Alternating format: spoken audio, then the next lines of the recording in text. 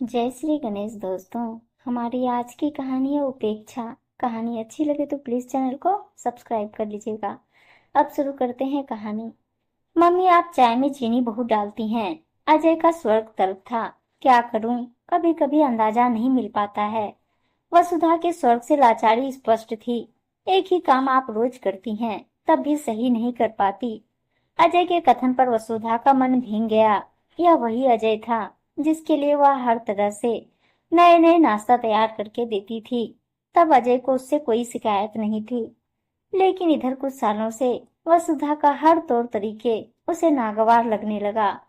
बहू सलोनी तो पहले से ही वसुधा को नहीं पसंद करती थी। अब अजय भी माँ के हर काम में खोट निकालने लगा था।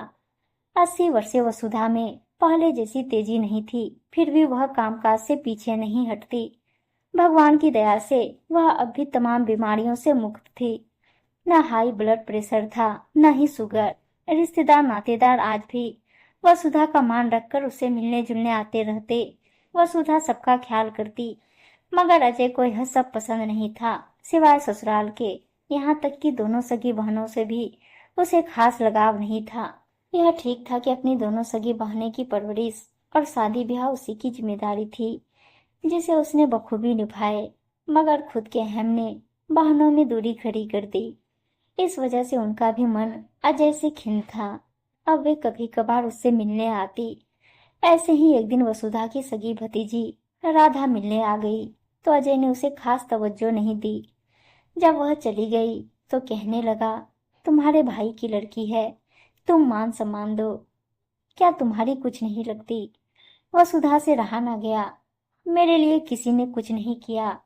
भूल गए जब तुम्हारे पिता ने हम 4 लोगों को मझधार में छोड़कर दूसरी शादी कर ली, तब इन्हीं भाइयों ने हमें सहारा दिया। वसुधा के पति धर्मवीर सरकारी स्कूल में मास्टर थे। अपनी से आधी उम्र की लड़की रचना को ट्यूशन पढ़ाते पढ़ाते इश्क कर बैठे। तब उनकी उम्र 35 साल की थी, वहीं रचना की 17 साल। वह गर्भवती हुई तब उसके माँ बाप ने साफ साफ कह दिया कि अब उसका इस घर से रिश्ता खत्म, उसी से शादी रचाकर जिंदगी गुजारो। रचना बेहद खूबसूरत थी। धर्मवीर भी उसे छोड़ना नहीं चाहते थे। अंततः लोग लाज के भय से नौकरी से इस्तीफा देकर मुंबई भाग गए। वसुधा के सामने रोजी रोटी की समस्या आ गई। तब उसके दोनों भाइयों ने उसे अपने घर में पनाह दी। अजय 8वीं में पढ़ रहा था। वसुधा की भाभियां इस बोझ को उठाने के लिए तैयार नहीं थी। वह नाक भौं सिकोड़ती रहती, मगर भाइयों के आगे उनकी एक न चली। बाद में अजय को एक चचेरे भाई ने सरकारी विभाग में चपरासी की नौकरी लगवा दी। बाद में प्रमोशन पाकर वह सम्मानित पद पर पहुंच गया। रुपयों पैसों की कोई कमी नहीं थी अजय के पास, सो उसमें अहंकार आ गया।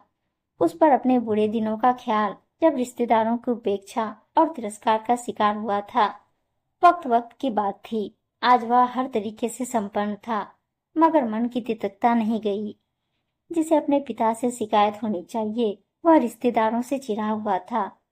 एकांत पाकर वसुधा राधा से कहने लगी, अजय कहता है कि मेरा सब अंग ठीक से काम कर रहा है, मैं क्यों मरूंगी? उनके कंठ रूंध गए। भला कोई अपने माँ से ऐसे कहता है? कैसा बेटा है जो माँ की मौत का इंतजार कर रहा है। राधा को हार्दिक कष्ट हुआ। उसे बुआ से लगाव था। पिता और चाचा के जाने के बाद सबसे करीबी बुआ ही थी।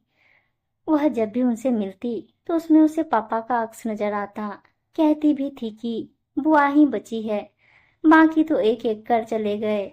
यह बुआ से उसकी आखिरी मुलाकात थी। 2 महीने बाद खबर आई कि बुआ का एकाएक ब्लड प्रेशर बढ़ गया और वे चल बसी।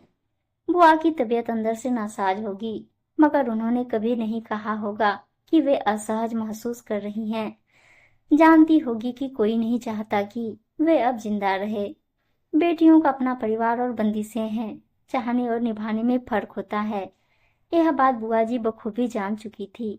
तभी तो जाते जाते भरे मन से बोली, भगवान मुझे उठा लेता, अब जीने की इच्छा नहीं रही। आंचल से आंसुओं को पोंछा। मेरा मन द्रवित हो गया। भागते हुए आई। बुआ की अर्थी उठने ही वाली थी। थोड़ी देर बाद उनकी दोनों बेटियां भी आ गई। मैंने बुआ के चेहरे को देखा। उसमें परम संतोष का भाव नजर आया, मानो परमानंद में विलीन होने जा रही हो।